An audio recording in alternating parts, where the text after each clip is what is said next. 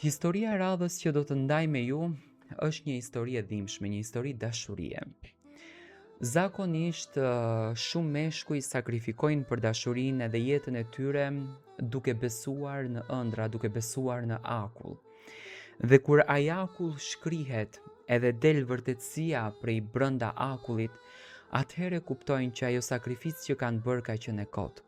Dhe ajo sakrificë u kthehet në thikën më të rëndë që mund ta përjetojnë në jetën e tyre. Dhe pikërisht ky djalë, i cili shkruan me lot në sy këtë letër, ka përjetuar trishtimin më të madh në jetë. Ka përjetuar dhimbjen më të madhe në jetë.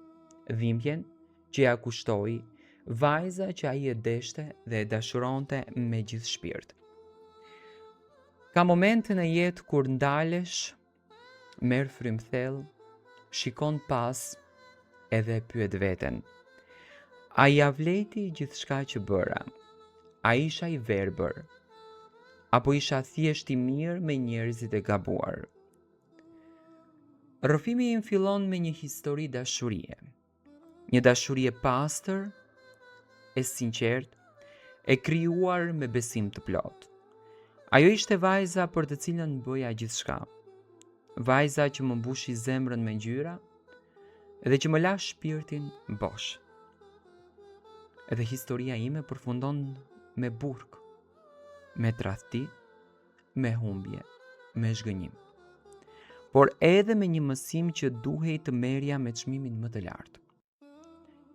E njoha rastësisht një buzëqeshje, një shikim, një fjalë e thjeshtë. Pse nuk ulesh këtu? Dhe mbaroi. Unë u bllokova nga sytë e saj. Ishte një ndjesi që nuk e përjetova kurrë më pa. Me kalimin e kohës u bëm të pandashëm. E merja, e çoja, flinim duke folur, qeshnim kot, grindeshim e pajtoheshim çdo ditë. E ndjeja sikur ajo ishte vendi im i sigurt. Njeriu im. Më thoshte shpesh, ti je mbrojtja ime. Me ty ndjehem e sigurt. Këto fjalë më lanë të verbër, më dhanë zemrën krejtësisht. Nuk e dija se një ditë do të më kushtonte gjithçka. Ishte një natë e ftohtë, ora po shkonte rreth 11. Unë isha jashtë, i lodhur, duke pirë një cigare dhe duke menduar për ditën e nesërme. Telefonata e saj filloi me zë të dridhur. A je vetëm? Më tha. Po, i them, çfarë ke? E pyeta duke u ngritur më njëherë. Më ka ndjekur një djalë, po më ndjek, po më bezdis, të lutem hajde, kam frikë. Nuk pyeta më. Nuk dëgjova asnjë gjë tjetër. Në atë moment trupi im punoi para trurit tim. Rrahjet e zemrës më trokisnin në vesh. Mbeta vetëm me një mendim. Ta mbroj me çdo kusht.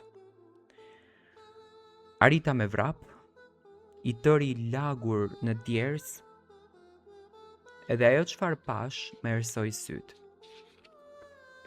Ai djalë e kishte kapur për krahu, ndërsa ajo po luftonte që ta largonte. Sytë e saj ishin të mbushur me lot, duart i dridheshin. Aty unë humba çdo gjë. Humba logjikën, humba kontrollin, humba arsyen. Nuk e mendova as një sekond. Reagova, e godita, e shtyva, e mbrojta.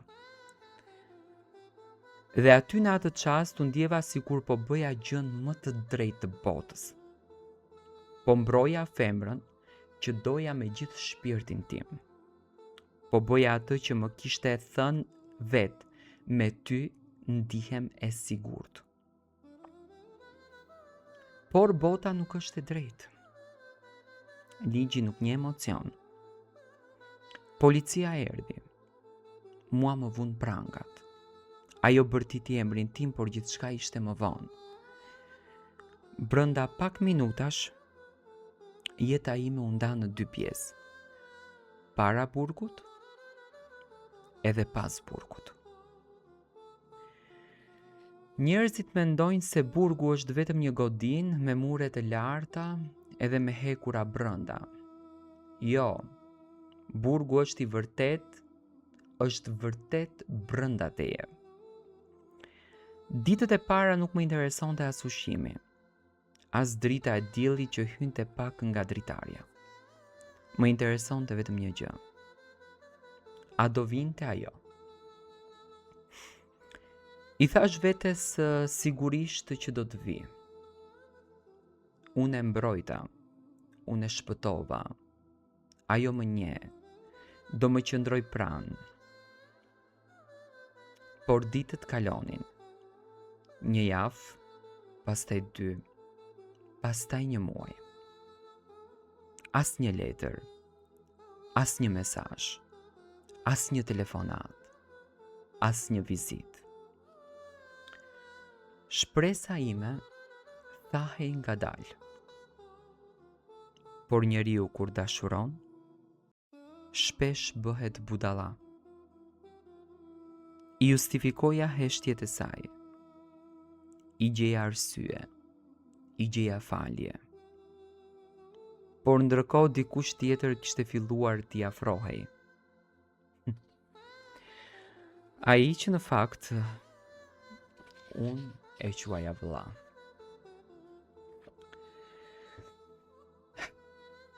Ai vinte shpesh tek familja ime. Më merrte informacion, më sillte përshëndetje nga ajo, thoshte mos u merakos, ajo është mirë, e ndihmoi unë derisa të dalësh ti. Fjalë të ëmbla, fjalë që të ngrohnin shpirtin, fjalë që më mbajtën gjallë. Por më pas njerëzit filluan që të flisnin. Fillimisht me fjalë të vogla, pastaj me zë të lartë. Ata të dy po shihen bashk. Shoku i ka filluar të ri më shumë me të. Po i merr vendin. Unë nuk doja ta besoja. Më dukej e pamundur, më dukej tradhtia më e madhe që një njeri mund të ma bënte. Dhe përsëri nuk e besoja. Sepse zemra nuk të lë të shohësh të vërtetën.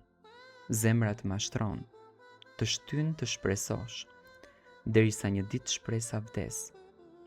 Dhe bashkë me të, vdes edhe ti pak e nga pak.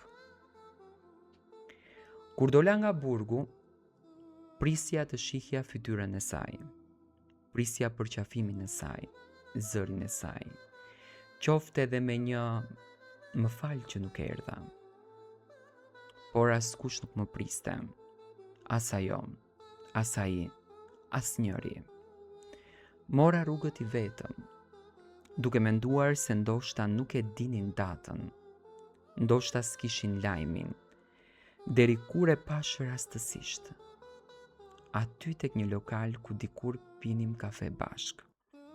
Ajo qeshte, ai e mbante nga beli, i afronte puthjen, dhe ajo nuk largohej. Unë bërtheva në vend. S'dita ç'të bëja. Zemra më rihte anash jo më në gjoks. Këmbët më mpin, ajo më pa e para, e ngrir, u ngrit dhe ai. Ata e dinin kush isha unë. E dinin çfarë kisha bërë.